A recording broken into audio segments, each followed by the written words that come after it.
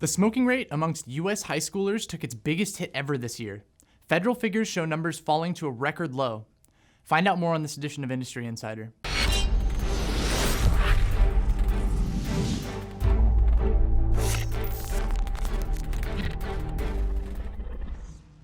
Hello and welcome to another edition of Industry Insider.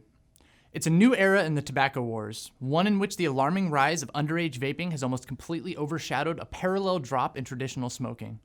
The pivotal question of whether electronic cigarettes are inadvertently helping to wipe out smoking amongst young people has become a polarizing topic, embraced by some experts and dismissed by others.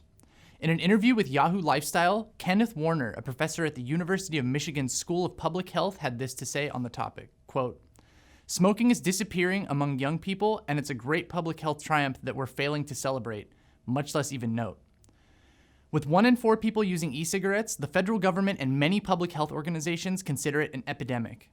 Conversely, Warner and some other researchers believe recent trends continue to show vaping's promise as a tool to steer millions of adults away from cigarette smoking, the nation's leading cause of death.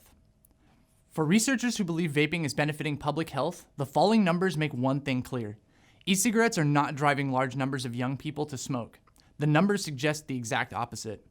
Dr. David Levi, a tobacco researcher at Georgetown University, favors targeted approaches to curb youth use, such as raising the minimum purchase age to 21 nationwide, but strongly opposes sweeping bans and restrictions which could impact the use of adult smokers.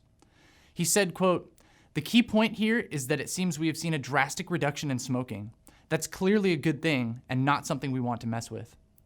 Some experts, such as Warner and Levi, believe the most realistic approach to tobacco harm reduction is to shift smokers away from burning tobacco towards less risky products. Why do you believe that so many individuals choose to ignore the correlation between public acceptance of e-cigarettes and the rapid decline in youth cigarette use?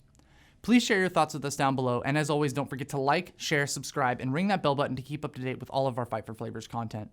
This has been Nick with Industry Insider, and we'll see you next time.